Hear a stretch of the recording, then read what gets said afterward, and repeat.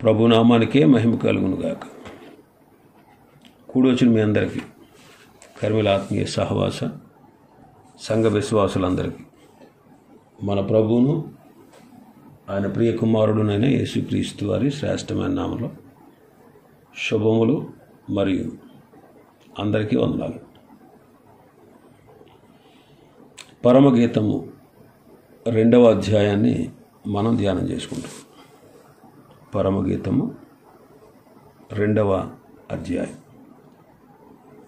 11వ వచనాన్ని చదువుతాను. నా ప్రియురాల సుందరవతి లెమ్ము రమ్ము, చలికాలము గడిచిపోయాను, వర్షకాలము తీరిపోయాను, వర్షమిక రాదు. ఇక్కడ ప్రియుడు ప్రియురాలతో చెబుతాం. నా ప్రియురాల సుందరవతి లెమ్ము రమ్ము, చలికాలము గతించిపోయాను. మనం మొదటి అధ్యాయం 2వ అధ్యాయం 8వ వచనం నుంచి 17వ వచనం వరకు బబులోను చెర నుంచి విడుదలను మనం చూస్తాం. బబులోను చెరకు ఇశ్రాయేలు వెళ్ళడం, ఆ చెర నుంచి విడుదల పొంది తిరిగి రావడం. ఇక్కడ ప్రభువు లెమ్ము రమ్ము, చలికాలము గడిచిపోయాను, వర్షకాలము తీరిపోయాను, వర్షమిక రాదు అంటాడు. అంటే తన ప్రజలైన ఇశ్రాయేలీలు మరలా తిరిగి వారి దేశానికి రావాలని ప్రభు ఆశిస్తున్నారు. అందువల్ల ప్రభువే వారిని ఆహ్వానిస్తున్నాడు. ఓర్పుతో వారి కొరకు ఆయన ఎదురు చూస్తూ ఉన్నాడు. ఇది ప్రేమపూర్వకమైన ఆహ్వానం.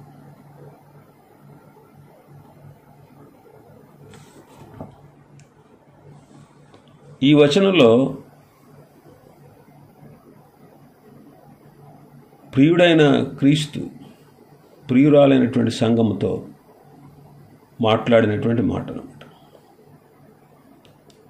దేవుని రొమ్మునున్న ఆయన అద్వితీయ కుమారుడైన క్రీస్తు ప్రభు తన స్వరూపమందు చేయబడిన మనిషి పాపము వలన నరకపాత్రుడై ఉండగా ఆయన అదృశ్య దేవుడై ఉన్నను నశించిన మానవుని యొక్క ఆత్మను వెదకి రక్షించుటకై తను తాను రిక్తునిగా చేసుకుని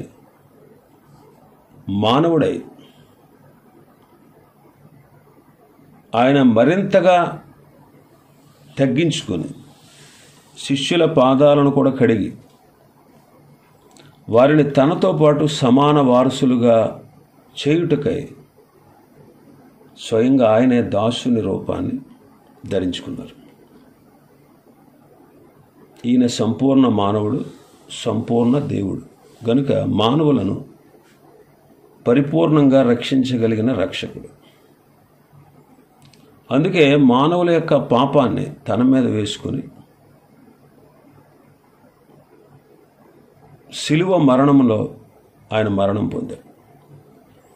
ఆయన దేవుడు గనుకనే మరణాన్ని జయించి తిరిగి లేచారు. ఇట్టి నరక శిక్ష నుంచి తప్పించిన ఈ ప్రియుని, ఆయన ప్రేమను సంఘమైనటువంటి ప్రియురాలు ఎలా వర్ణించగలదు?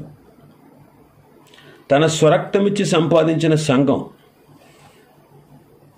తన స్వరూపమునకు సమరూపము గలదానిగా మార్చుటకు ప్రియుడైన యేసుక్రీస్తు వారు సంఘమును ప్రియురాలి కొరకు శరీర రక్తములిచ్చి సంఘాన్ని ఆయన సంపాదించుకున్నాడు. తన మహిమ రూపమునకు సమరూపము గలదానిగా మార్చి రెండవసారి ఆయన రాకడలో సంఘమును మహిమలోకానికి తీసుకువెళ్తారు. ఇది చాలా ఉన్నతమైనటువంటి ప్రేమ అన్నమాట. దాన్ని బట్టి మనం ఆనందించాలి. వరుడైన క్రీస్తు సంఘ వధువును, ఆ సంఘ వధువైనటువంటి తన ప్రియురాలి యందు ప్రియుడై ఆయనలో ఏకమైనటువంటి ఈ గొప్ప ప్రేమ ఎంతో మహిమగలదు. ఈ ప్రేమను పొందుకున్నటువంటి సంఘం అనే వధువు క్రీస్తు ప్రభువుకి ఎంతో ప్రియురాలన్నమాట. ప్రియుడైనటువంటి యేసుక్రీస్తు ప్రభువారు తన ప్రాణము కంటే ఎక్కువగా, తన ప్రాణము కంటే సంఘమే గొప్పదని ఎంచి ప్రేమించి ఆ సంఘము కొరకు ఆయన ప్రాణం పెట్టారు. సంఘం అంటే మనమే. కాబట్టి ఇక్కడ నా ప్రియురాలా అని ఆయన సంబోధిస్తున్నాడు. అంటే ఆయన సంబోధించినటువంటి ప్రియురాలను గూర్చినటువంటి సందర్భాలు మనం చూసినప్పుడు ఒక నూతనమైనటువంటి విశేషత ప్రియురాల్లో కనబడతాం, సంఘంలో కనబడతాం. మొదటి అధ్యాయం 9వ వచనంలో చూస్తే, నా ప్రియురాల ఫరో యొక్క రథాశ్వములతో నేను పోల్చెదను అంటారు. లోకములో ఉన్న గుర్రాలన్నిటిలో ఫరో రథానికి ఉన్నటువంటి గుర్రాలు ఉన్నతమైనటువంటివి, విశేషమైనటువంటివి. అలాగే కన్యకలందరిలో ప్రియురాలైనటువంటి సంఘ వధువు ప్రభు దృష్టికి ఎంతో ఉన్నతమైనది. మొదటి అధ్యాయం 15వ వచనంలో చూస్తే, నా ప్రియురాల నీవు సుందరివి, నీ కన్నులు గువ్వ కండ్లు అంటాడు. ప్రియురాలని గువ్వతో పోల్చారు. పక్షులలో పరిశుద్ధమైనటువంటిది గువ్వ, పౌరమే. అలాగే సంఘ వధువే ఇహ పరమలలో పరిశుద్ధమైనటువంటి స్థితి కలిగినది కనుక ప్రియురాల అని సంబోధించున్నాడు. 2వ అధ్యాయం 2వ వచనంలో మనం చూస్తే, బలు రక్కసి చెట్లలో వల్లి పద్మము కనబడుచున్నట్లు స్త్రీలలో నా ప్రియురాలు కనబడుచున్నది అంటున్నాడు. ఇక్కడ ప్రియురాలు వల్లి పద్మముతో పోల్చబడింది.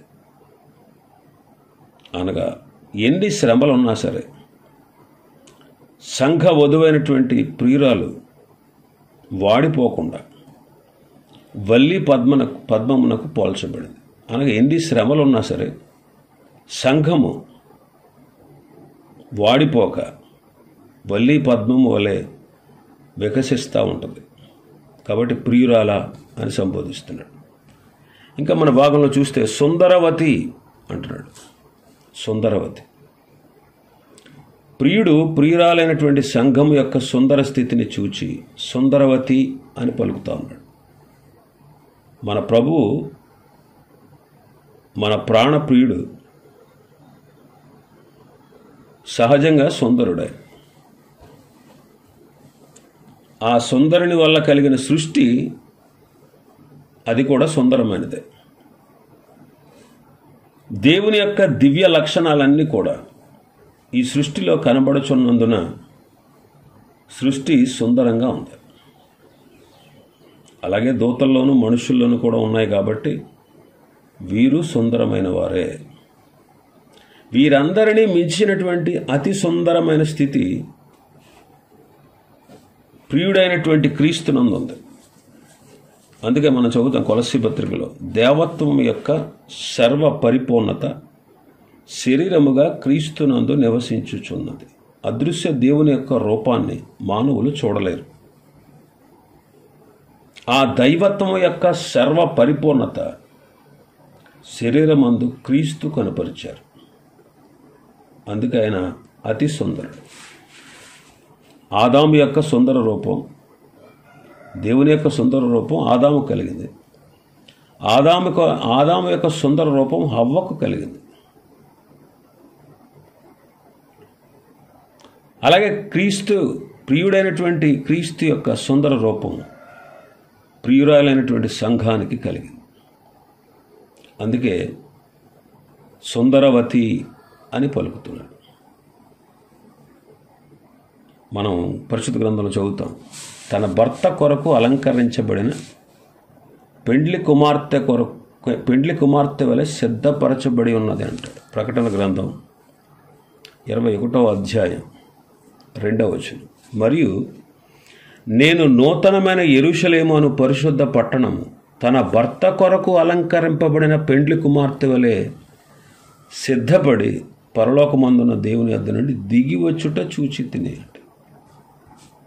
ప్రకటన గ్రంథం 19వ అధ్యాయం 7-8 వచనాలు చదివితే, అప్పుడు గొప్ప జనసమూహపు శబ్దమును, విస్తారమైన జలముల శబ్దమును, బలమైన ఉరుముల శబ్దమును పోలిన ఒక స్వరము, సర్వాధికారియు ప్రభువునగు మన దేవుడు ఏలుచున్నాడు, ఆయనను స్తుతించుడి, గొర్రెపిల్ల వివాహోత్సవ సమయం వచ్చినది, ఆయన భార్య తన్ను తాను సిద్ధపరచుకుని ఉన్నది గనుక మనము సంతోషపడి ఉత్సహించి ఆయనను మహిమపరచదమని చెప్పగా వింటిని. మరియు ఆమె ధరించుకున్నటకు ప్రకాశములను నిర్మలములునైన సన్నపు నారబట్టలు ఆమెకి ఇయ్యబడిన, అవి పరిశుద్ధుల నీతి క్రియలు. ఆయన భార్య తన్ను తాను సిద్ధపరుచుకుని ఉన్నది. కీర్తన గ్రంథం 45వ కీర్తన 10వ వచనం నుంచి మనం చదివితే, కుమారి ఆలకించుము, ఆలోచించి చెవియొగ్గుము, నీ స్వజనమును నీ తండ్రి ఇంటిని మరువు, నీ రాజు నీ ప్రభు, అతడు నీ సౌందర్యమును కోరినవాడు, అతనికి నమస్కరించు. ఈ రీతిగా ప్రియురాలైనటువంటి సంఘం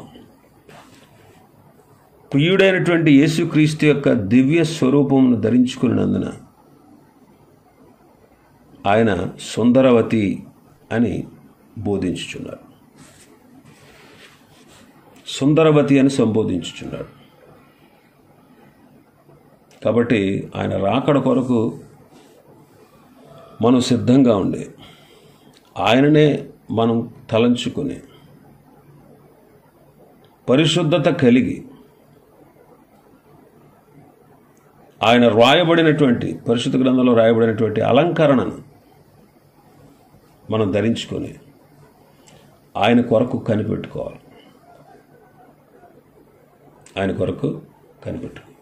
ఇంకా మనం చూస్తే లెమ్ము అని మనం చదువుతాం. ప్రభువైన యేసుక్రీస్తు అనే ప్రియురాలైన సంఘమును లెమ్ము అని పలుకుతా ఉన్నారు. పాపస్థితిలో ఉన్నవారిని, వ్యాధి బాధల్లో ఉన్నవారిని, ఆపదల్లో ఉన్నవారిని, శ్రమలో ఉన్నవారిని, మృతులైన వారిని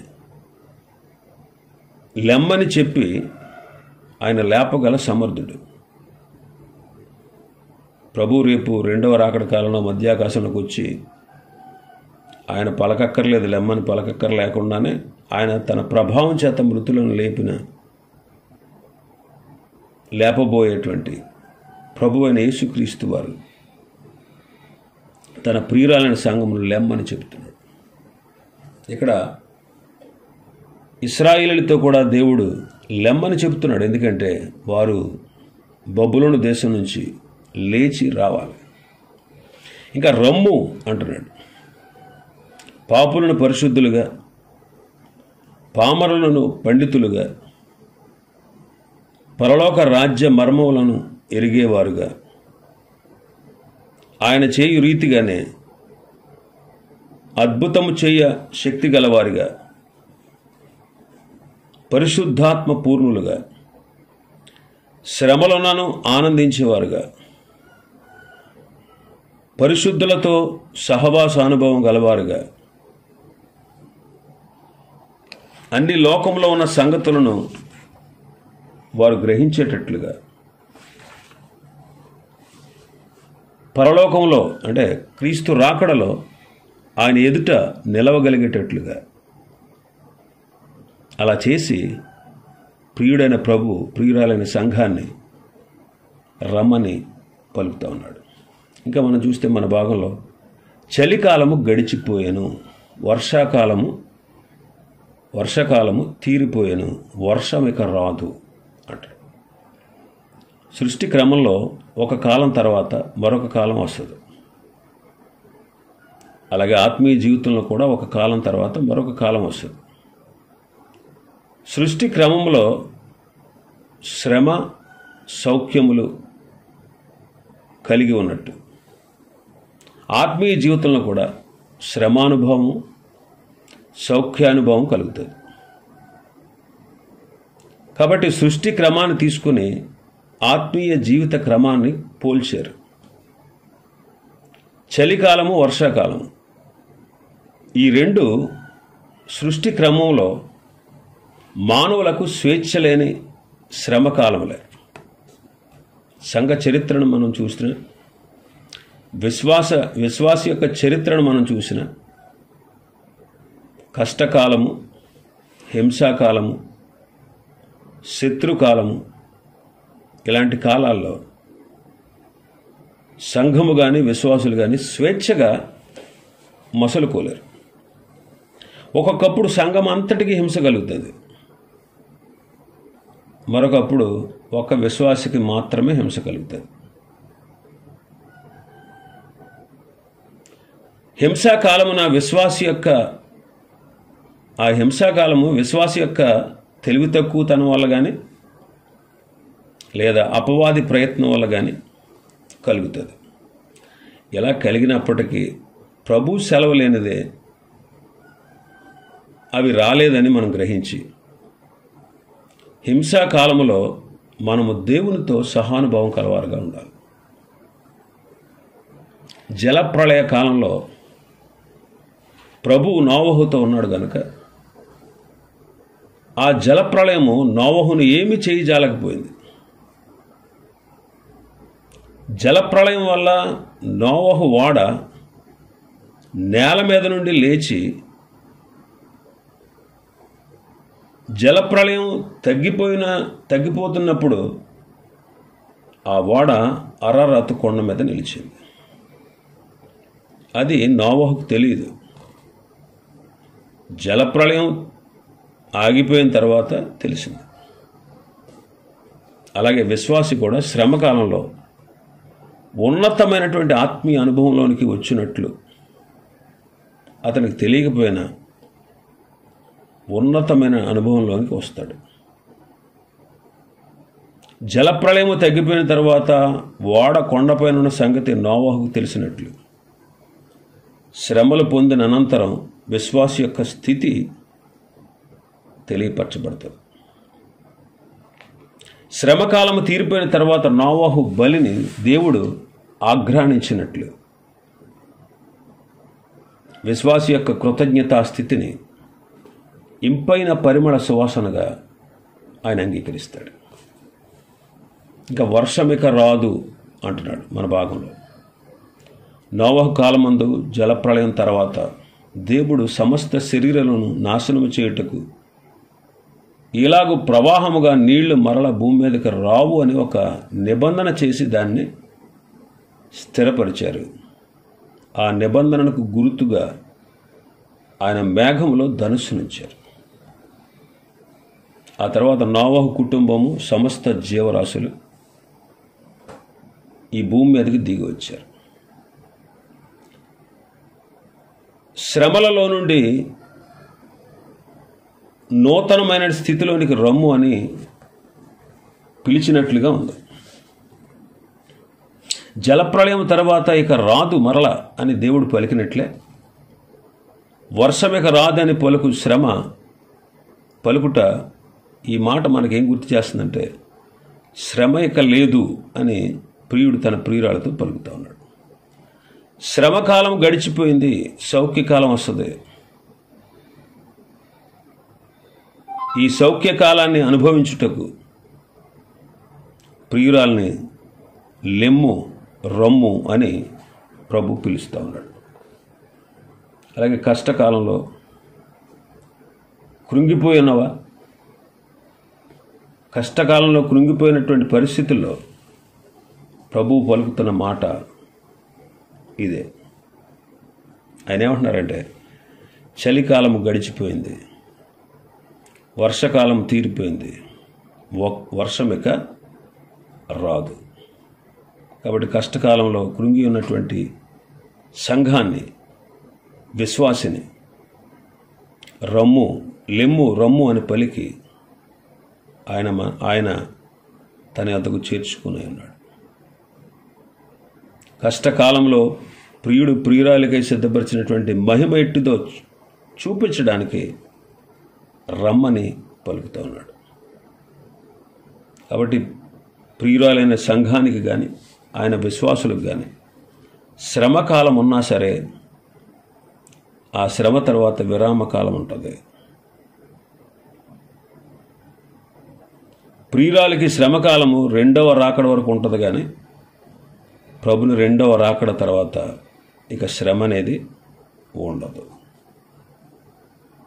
కాబట్టి ఇశ్రాయేలీయుల్ని ప్రభు బబులోను చెర నుంచి రమ్మని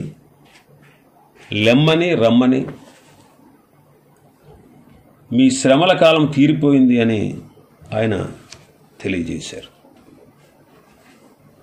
ఇంకా చాలా విషయాలు ఉన్నాయి. తర్వాత వచనాల్లో మరికొన్ని విషయాలు మనం ధ్యానం చేసుకుందాం. దేవుడి వర్తమాన వాక్యాన్ని మన వినికిడిలో ఆశీర్వదించును గాక. ఆమేన్.